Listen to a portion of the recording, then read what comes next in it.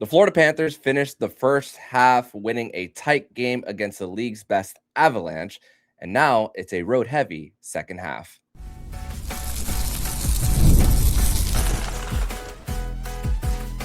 You're Locked On Panthers, your daily podcast on the Florida Panthers.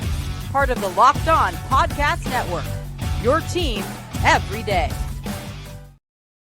And welcome into this Monday, January 5th edition of the Locked On Florida Panthers podcast. We are part of the Locked On Podcast Network, the nation's #1 sports podcasting network, and it is your team every day. Thank you for making the Locked On Florida Panthers podcast your first listen of the day. I'm Armando Velez from the Hockey News. You can follow me on X at Monoman12. That is Jim Biringer, Jersey Jim from Full Press NHL, joining me on this edition of the show. Shout out to the everydayers who come back here and get your daily Florida Panthers fix. Today's episode is brought to you by FanDuel. Before tip-off, check out the FanDuel app and see what's dropping during NBA Happy Hour every Friday from 6 to 7:30. You can do that all on FanDuel. So the Florida Panthers were back at Amerant Bank Arena, proving that they are, in fact, indoor cats as opposed to outdoor cats. And a quick turnaround from the Winter Classic on Friday and then having to respond against the league's best Colorado Avalanche, and they win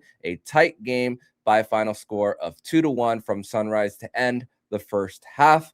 And just outside of a playoff spot with still a whole bunch of games left to get into the dance. We're going to discuss that. We're going to discuss Sam Bennett discussing his snub from Team Canada for the Olympics. Matthew Tkachuk also spoke about his road to recovery and also the fact that the Panthers have a big road ahead, literally. But Jim, welcome back to the show, our honorary Floridian here, and also having you back on the show as you were in the state of Florida for the Winter Classic and the last night's game between the Florida Panthers and the Colorado Avalanche. So you're back in New Jersey. I'm back in Central Florida after our travels overnight and deep into the morning, and grateful to have you back here, my friend.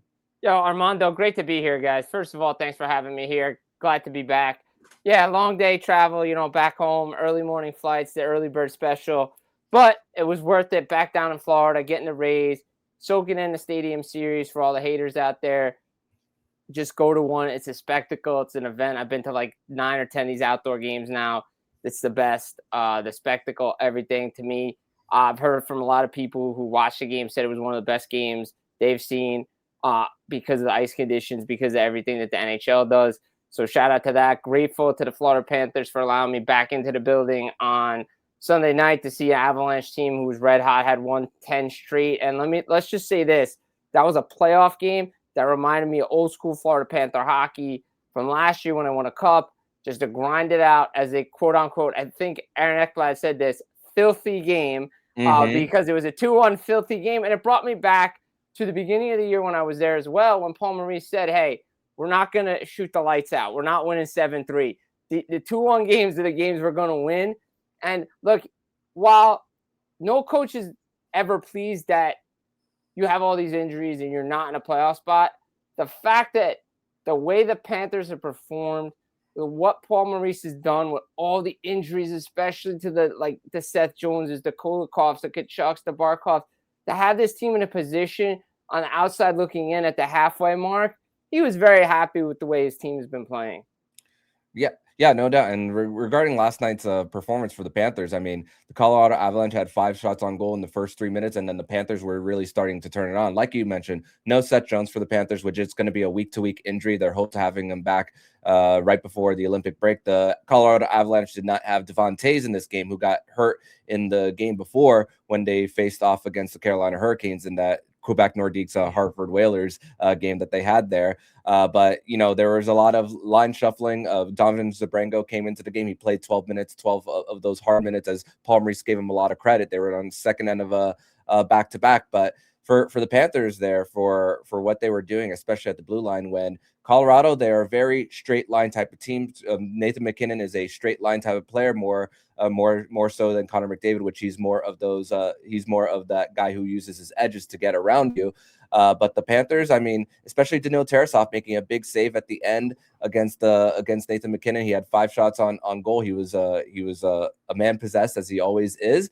But the Panthers, how they really worked with the Colorado Avalanche as they were trying to gain the zone, I thought they did really well in closing the gaps. And then when the puck was separated, very quick decisions when it came to sweeping the pucks, and also how well they worked their chip and chase game with the conditions of the ice that was on Friday for the Winter Classic. They were relying a lot on their dump and chase, but the fact is the Panthers, when they were exiting their zone, it was a lot of those clean chips, and also getting behind the Colorado Avalanche D. One of them was actually to draw a penalty when they were gaining the zone, the offensive zone. So I thought that was something that they did well on Sunday late afternoon / night. Yeah, no, I thought the Florida Panthers played probably one of their best games I've seen them play all year, outside of like the beginning of the season. But even then, it wasn't the best. But this is probably the best game I've seen them play in a while. Just got established the forecheck, especially the first goal. We'll probably talk about Bennett's goal later on. But the way, like the turnover on the wall, the drive to the net, like that just reminded me of what the Panthers were in the playoffs. Just physical, lines are coming at you, digging deep. But let's not forget this. I tweeted it out last night at Jim Biringer. When Colorado gets going and gets rolling, they can pin teams. No matter how good you are, they can pin teams in their defensive zone for stretches upon stretches, and they did that. Daniil Tarasov had his best game of the year look, the kids had a ton of great games. He just never got the goal support. But especially in San Jose. That was probably the only bad one. But like, he played excellent against Colorado. Like the chances, the shots, the save on McKinnon at the end. And for the most part, like I was talking to some people in the box, outside of that play, I know he had 5 shots on goal, but outside of that last save, McKinnon really wasn't noticeable. A lot of shots from the outside, they weren't really high danger chances. He was looking for redirections and tips. That was the best save. Like that was his best play all night. And give credit to the Florida Panthers and the makeshift defense that they've had to do that. But again, they're starting to find themselves. They're starting to get rolling again. They're starting to play that hard physical hockey. And again, maybe it was a good thing. You reset the room a little bit after what happened on Friday. Go through, hosting a Winter Classic for the first time. One of those spectacles. Yeah, you've done Stanley Cup Finals and all that stuff. That's all right. We're going to move past this. Let's get back to playing our brand of hockey. Let's get back inside. Let's do our thing. And let's start building momentum, because we're going to have, let's see how the Panthers can navigate this road trip before this Olympic break, because, you get 2 weeks off to reset. Some of the guys are going to go over and play. But if you can build that momentum heading into that break, that bodes well for them when everybody comes back, because it's just good. The schedule is going to be as condensed as it is right now in January. Yeah, and crazy to think that January, and it's already the halfway point for the schedule, and obviously with that 2.5 week break, you would see those games get to that point when you get to in a normal season versus what you see in like last year and then this year, except this break is longer than we saw from the Four Nations just last year. But I mean, we are so the Florida Panthers are very fortunate as far as how they did on their penalty kill, especially because Colorado, that's the main weakness of their team. That's probably the only weakness that they have. It's crazy. Their power play, for some reason, is just off compared to what they do for the rest of their lineup. I mean, even one of their power plays was killed during a face-off that Erod took a stick to the face. It's been happening very often. And also, the spirits were kind of down after the Gabriel Landeskog drove to the net and looked like it was an upper body injury, possibly a rib injury. And we thought that it was possibly something with the lower body regarding the leg. Yeah, no, I mean, if you go watch the replay, like I watched it like a million times, I still can't believe it's not some type of knee injury for his left knee. The way he hit the rut and then his knee twisted and stuff. But like, yeah, probably ribs. And if it's a broken or fractured rib or anything to that magnitude, his Olympics could be in jeopardy right now, because and that would be a shame considering. But yeah, like Paul Maurice said, it kind of took the air out of the building, especially on their side. But I thought Colorado still played a really good third period, even after the injury. I mean, it was only a 2-1 hockey game, and Aaron Ekblad with the blast through a screen. Like, Colorado was still in the game. Scott Wedgewood played really well for the Avalanche, especially the third period. I mean, Florida was pushing the pace a little bit, trying to go up 3-1, but he made some great saves. And by the way, Shout out to Scott Wedgewood, taking one right off the mask at the beginning of the game and had to switch out his mask for the Nordique one. Gamer right there for him, the goalie union. But I thought it was a really good playoff-style game from both teams, especially Colorado. They could have just been like, all right, you know what, back-to-back, we got to travel. It's all right. We'll just chalk this one up to a loss. But they tried to keep that streak going. And the fact of the matter is that the Florida Panthers handed them their third regulation loss of the season. Says something. I mean, you and I were talking about it yesterday. It's like Panthers will rise up to whoever they're playing on a schedule. It's a name game. But if it's not a name, it's like, Yeah. We've seen it so many times. And the fact that happened to Scott Wedgewood very early in the game, and especially starting both ends of the back-to-back as well, with Mackenzie Blackwood being hurt, that's a little bit of a tough situation for him to go in. And also the fact that the Panthers were able to close it out, because they're 13-0-1 whenever they're going into the third period with a lead. But Colorado, that was only their 11th time trailing going into the third period, and they've gotten points in 8 of the 10 but prior to Sunday night's game as well. So they know how to come back as well. So that is a lot of credit to the Panthers. That's also a lot of credit to that Evan Rodriguez line. Of all their 11 shot attempts as a line at 5-on-5, none of them missed the net. It was either blocked or actually hit the net. 8 of them hit the net. So also they were actually a really great trio there of that line. And also with how they were working off puck. Mackie Semskevich with 6 shots on goal had an outstanding game with him getting set up multiple times there as that for the Panthers there. But hey, great game from him. Great bounce back from Daniil Tarasov after a poor showing against the Habs. Well, great game against the Habs outside of the last 5 minutes. He got the wrong end of the deal, but great bounce back from him after those last 5 minutes cost them, the Panthers, the game. But we're going to transition over to segment number 2, where we are going to discuss the Sam Bennett discussing his snub from the Canadian Olympic roster. And also Matthew Tkachuk got an opportunity to speak to the media in the first intermission last night. What did he have to say? We'll discuss that more next here on the Locked On Florida Panthers podcast.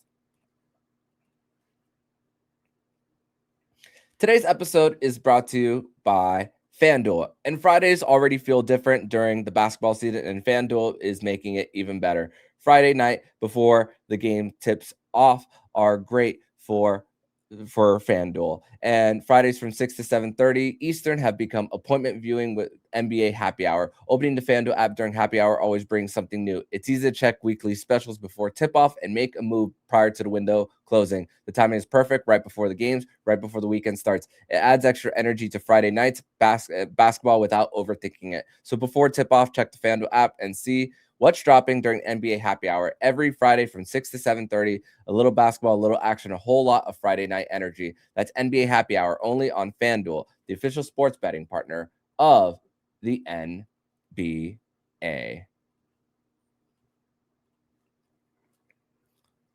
Back on this Monday, January 5th edition of the Locked On Florida Panthers podcast. Thank you once again for making the Locked On Florida Panthers podcast your first listen of the day.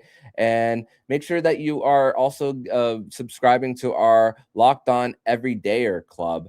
And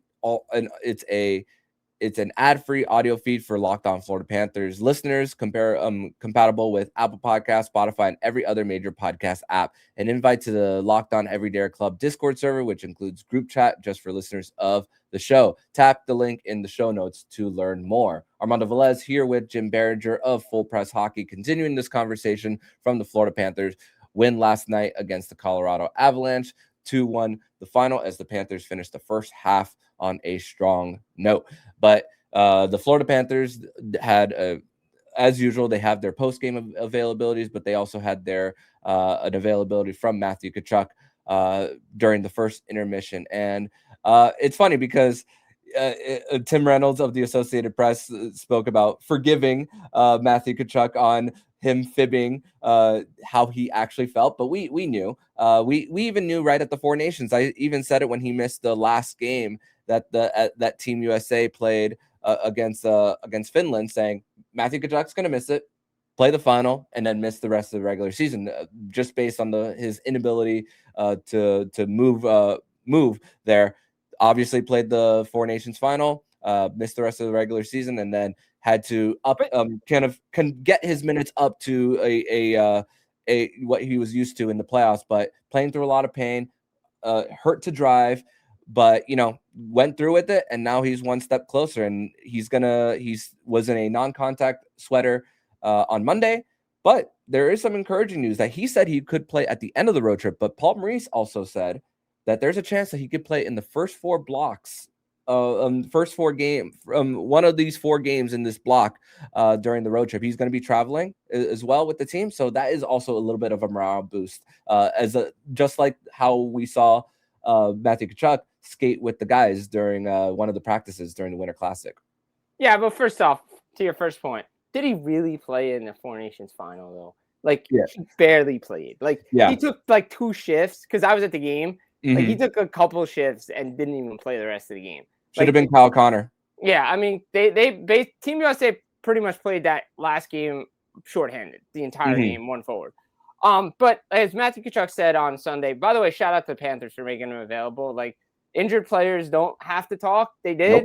And he was very open and honest about it. And he reiterated what he said before Game 6 of the Stanley Cup final in 2025 when the Panthers clinched. He said he wasn't sure if he was going to play in the playoffs. Like, that's how bad the injuries were. And he reiterated it again. He said if the Panthers didn't have a chance to go and repeat, he's probably having the surgery in February and March. And he would have been healthy by the time the regular season rolled around. But the fact of the matter is that he wanted to go. And let's be honest, the way he played in the playoffs, the fact that he just didn't take practice or, morning skates or any of that, and the way he kept playing and they scored a game winner and got credited with the game winner in Game 6, like, he played really well. And he looks like he's moving out there. I know Paul Maurice mentioned during the Winter Classic practices that he started. I don't know if he was meant to take contact or he was taking some contact, but he was contacting players during practice on the Winter Classic outside, which I don't think he was supposed to be doing, but the boys will be boys. And he says it's lively out there with him chirping and talking. He says it's good to be around the guys, and it's good for him, because he's getting impatient. Like, I think he wants to be out there, but he's being smart about it and following the doctor's orders because he doesn't want to re-injure himself and really miss more time and miss the rest of the year. So good on him for following the doctor's orders. And let's see. I mean, it'll be interesting to see the fact that Paul Maurice says first 4 block of this trip. The fact that he's going on a trip says he's probably going to play at some point. I'm really, really surprised that the Panthers and him haven't talked about a conditioning stint in the AHL just to get his legs under him. Like, I'm very surprised by that because Landeskog went through that right before the playoffs. He played down in the AHL, and he didn't have to, but he was coming back from a major knee surgery. I'm very surprised Tkachuk's not doing that either.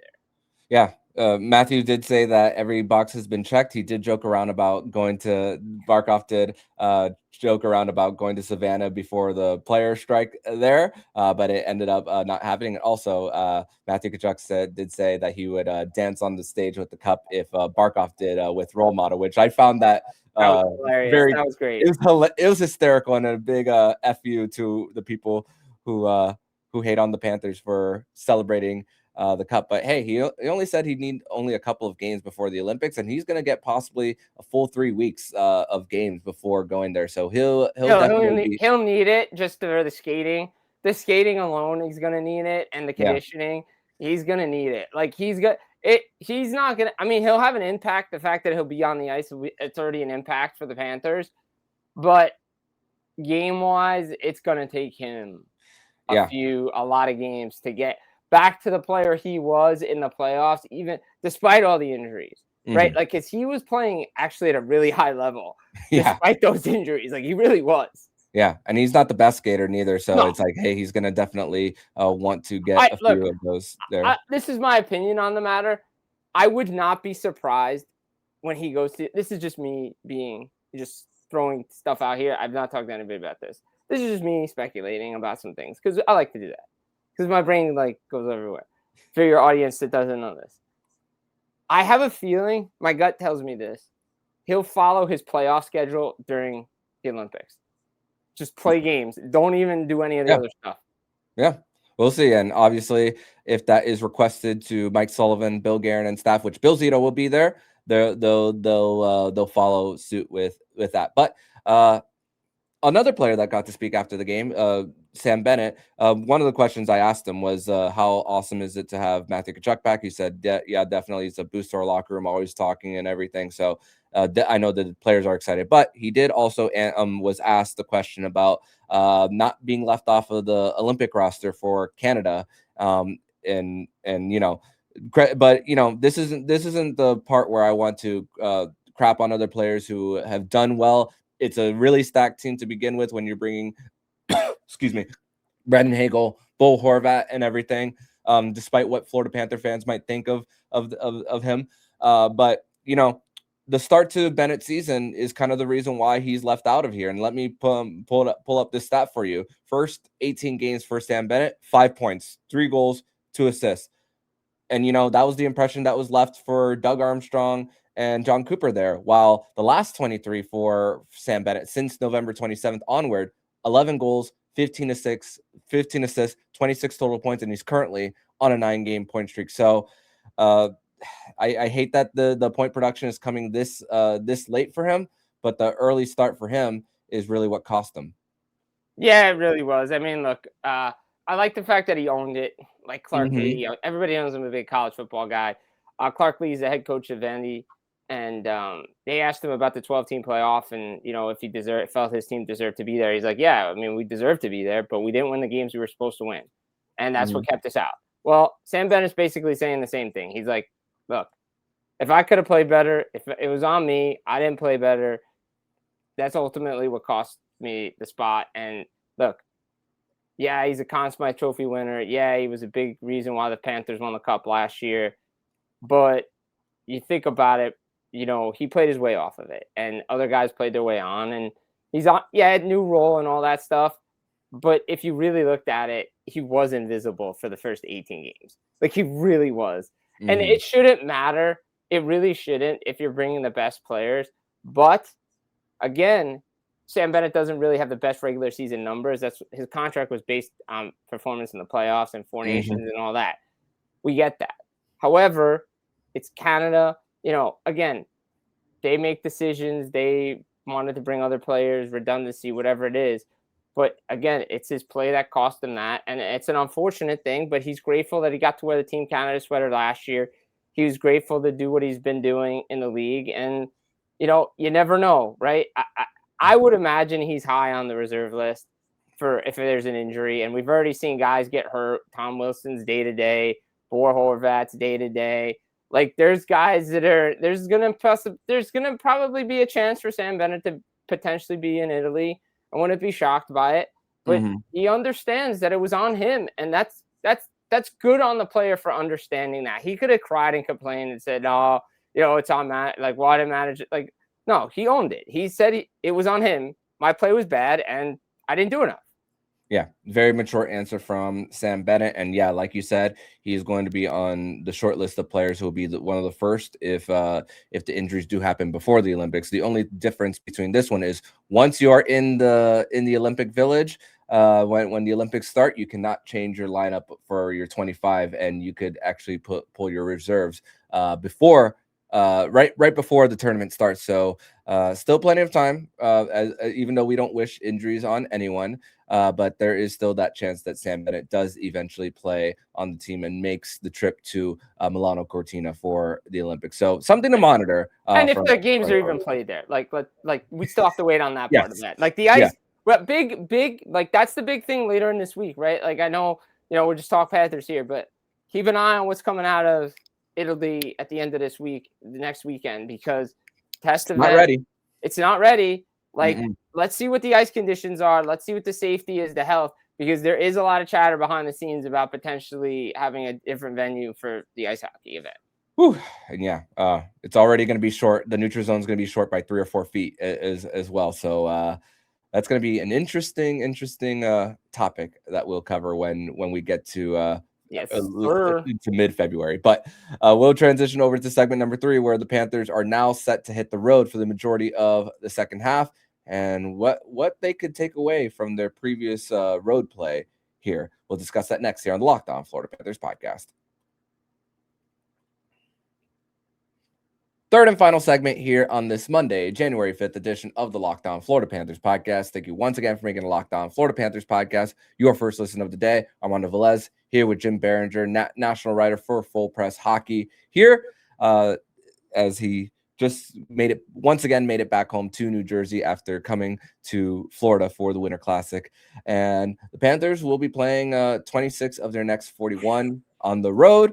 With the NHL did the Florida Panthers a little bit of a favor with the mileage at the beginning of the season and knowing that they were going to be down a few guys even before the Barkov injury, saying, okay, you will be at home for the majority of the beginning of the season. But, the Florida Panthers, but none of us expected that the standings were going to be as tight as they have been as of right now. The Florida Panthers right now still on the outside, but still plenty of chances to control their destiny. But to think that they started 0-4 on the road to start the season, and now they're over 500. I mean, a great end to that road trip, getting 3 of 4. Most recently, when they went to the Mountain Time Zone, their last road loss came actually to the Colorado Avalanche on the second end of a back-to-back. So really, how the Panthers have been able to close things out on the road. I mean, 3 of their 4 series that they won in 2025 in the postseason were on the road. The only one came in the Stanley Cup final. And I think this is a real true opportunity for the Panthers to not only get some wins, but, with the guys coming back and getting healthy. And not to mention that Cole Schwint is back in practice as well. It's going to be a little bit till he gets back. Same thing with Jonah Gadjevich. It's a nice little bonding that these guys are going to have as the second half. And that really could help result in wins possibly. Yeah, no, definitely. You mentioned it, right? They got the big points to close out their last road trip because remember, they went on a road trip to begin the year after their, homestand with the Stanley Cup banner and all that. And it really didn't go well, especially in Buffalo. They didn't play well on the road. And you played a road type game at home and you won. And now you can carry it over. Like Paul Maurice talked about establishing that road game at home, playing that style that's made the Florida Panthers so successful. And they have some, and it's not like they have, easy path either. You're talking about Toronto, Montreal, Ottawa, Buffalo, some really good teams, some division teams. Yesterday was a measuring stick game for them. This is going to be a measuring stick for some other teams. Not easy. Again, Carolina, Washington, very difficult. Then you go out west, through the Central Time Zone with some struggling teams. Look, do you think, Minnesota? Do you think Florida can, take a bunch of points out of this thing? Absolutely. Are they going to get clipped somewhere along the way? Sure. It's going to happen, right? It's human nature. I don't understand why this first 4 block before they, come to the southern area around DC, Carolina, why they can't take 6 to 8 points against some of these teams, maybe 5 to 8.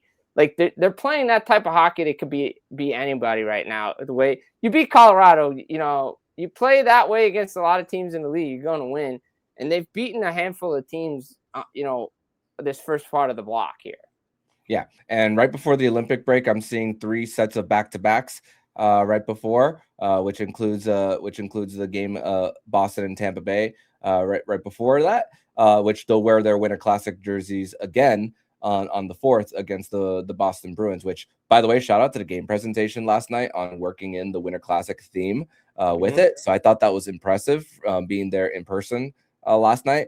But it's a mixed bag in this next 6 games for the Panthers here. A struggling Maple Leafs team, especially on the power play. Montreal team that you've lost 6 straight against. Ottawa does not have their number 1 goaltender right now in Linus Ullmark. Buffalo is hot as can be, although they lost recently. Their 9-game winning streak came to an end after a GM firing. And Carolina is going to be mad after 2 multi-goal leads that they blew in the third period in consecutive games against the Panthers here. And the Washington Capitals, you've won the first 2 games of the 3-game series against them. And also somewhere in this trip, the Panthers are going to visit the White House because this is their one and only trip to Washington. So it's going to be a lot for the Panthers to play a game, visit the White House, and then return back home for just 1 game before heading back on the road. So thankfully for the Panthers, it's a 3-game block in between Buffalo and Carolina. They'll still have some 2-day breaks in between the home game and when they go out to the Midwest as well. But, this is the time where you're going to be used to getting your clothes out of the suitcase and everything, and it's gonna be a little bit different. I mean, hey, you and I are used to it with how much we travel for this. I mean, you'll be in Florida again during the Stadium Series, so less than a couple of weeks now, 3 weeks, I think, something like that. Yeah, but this gives the Panthers an opportunity to be comfortable in being uncomfortable, which you're out of the playoff spot, and that when you're on the road, you're more in that work mode versus being relaxed at home. So I think this is that opportunity for the Cats. Yeah, absolutely it is. I mean, look, this is why I always say that we don't need a play-in round, because this is the play-in round. The regular season, 82 games, now we're going to 84 games. Like, you think about it, one win, you're in, right? Like, you're back in it. You're holding the last wild card spot.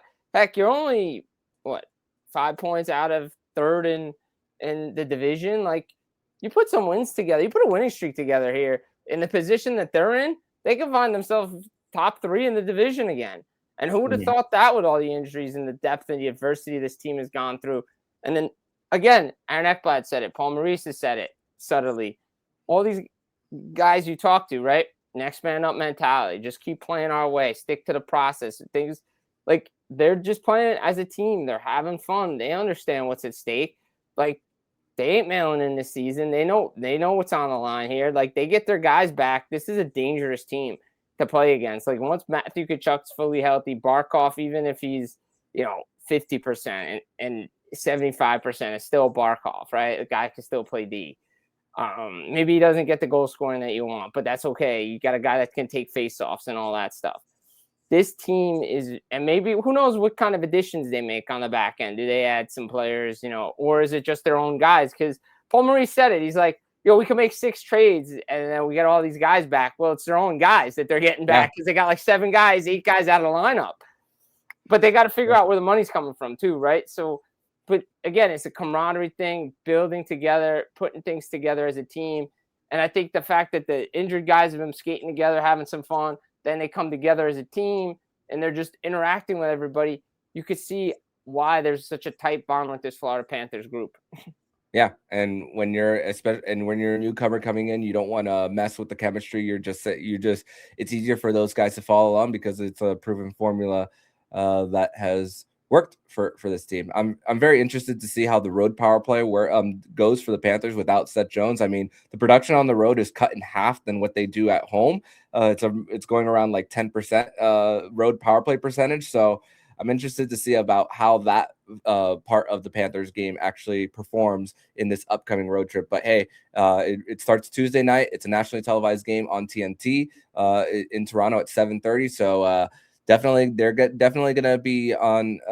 They're going to be on a big stage, obviously, being in the mecca of hockey. So we'll see how the Panthers get, and especially because they want a little bit of revenge on the Leafs after how poorly they performed in their first game, which they only got 1 goal, which was shorthanded by Sam Reinhart. So definitely want a little bit of a bounce back game from December 2nd, which that was the game in which they were in last place, and then they've only been up from there for the most part. So yeah. So and they always play Toronto tough in Toronto, no matter who's in the lineup, right? Toronto. Yeah, they had an answer for them on December 2nd, but again, I've said this before.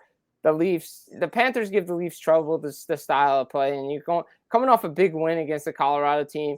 Toronto, you got taken to 7 last year, back to a familiar rallying cry, to a familiar place. Like now, William Nylander's on IR, retroactive as of December 27th. So they're missing some bodies too. So, and they're not playing Chris Tanev as well. Tanev could be done for the year. So, again, 2 teams banged up, but to me, Florida's going in the right direction right now, and Toronto's not. Yeah, and they tried making a little bit of a spark with firing one of their assistant coaches, Danny Savard. So they tried trying to get a little bit of a spark there, but it's the first step into possibly more firings there. Maybe, who knows? Maybe we will see. Maybe. But Florida playing well right now, and just good to see the way they bounced back after a difficult night for them. But again, it was about the event, the spectacle, all that. And now that's out of their system. You put it to the side. Now all that stuff's out of the way. Now you can focus on what that job is at hand to the Olympic break. No doubt. And I'm sure the Panthers fighting for their lives every single night. And you know what? That's a place you want to be versus being in a complacent place for sure. But Jim, I want to thank you so much for joining me on this edition of the Locked On Florida Panthers podcast. Always great to have you on the show. Tell everybody where they can follow you and your work online. Yeah, guys, follow me at Jim Biringer. Right below, you see that. It's up my X handle, Twitter account, whatever. Jersey Jim 33. I have some fun stuff up there. Nightcap recap, Full Press NHL as well on Instagram, Full Press Media.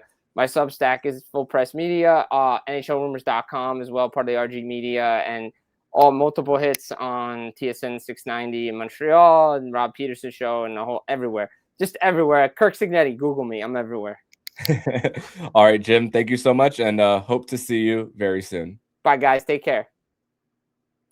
And if you like what you're hearing, please subscribe to the podcast to be notified every single time the Locked On Florida Panthers podcast jumps into your podcast feed. Don't forget to also subscribe to the other shows on the Locked On NHL network, including Locked On NHL, Locked On Fantasy Hockey, Flip Livingstone and Steve Roden, and Locked On NHL Prospects.